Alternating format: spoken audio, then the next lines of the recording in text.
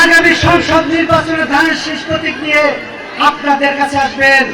আপনারা সকলে ধর্ম বর্ণ নির্বিশেষে সকলে কাঁধে কাঁধ মিলিয়ে আহমেদ আজম খানকে বিপুল ভোটে জয়ী করে ওই সংসদে পাঠাবেন।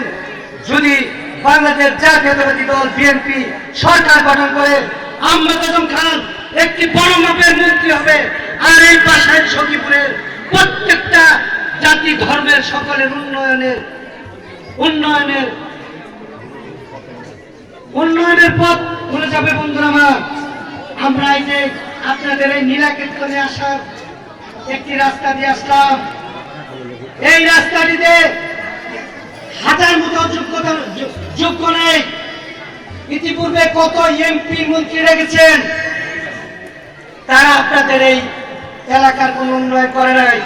বাসাইলের এক গ্রাম থেকে আরেক গ্রাম যাইতে রাস্তাঘাট কাঁচা এবং কিছু পাকা থাকলেও এক গ্রাম থেকে আরেক গ্রামে যাওয়া দুষ্কর। তাই আমি বলতে চাই, আহমেদ আজম খানকে ভোট দিয়ে জয়যুক্ত করে সংসদে পাঠাবেন। আহমেদ আজম খান মন্ত্রী হয়ে আপনাদের এই রাস্তাঘাট, স্কুল কলেজ, মন্দির, মসজিদ, মাদ্রাসা সকল কিছুর উন্নয়ন করবেন। এবং আপনাদের এই রাস্তা কথা দিয়ে গেলাম, আপনারা ভোট দিয়ে আহমেদ আজম খানকে সংসদ সদস্য বানাবেন। আমরা আপনাদের এই রাস্তা আগামী বছর কীর্তনের আগেই আমরা পাকা করে দিব। এই কথা বলে সকলকে ধন্যবাদ জানিয়ে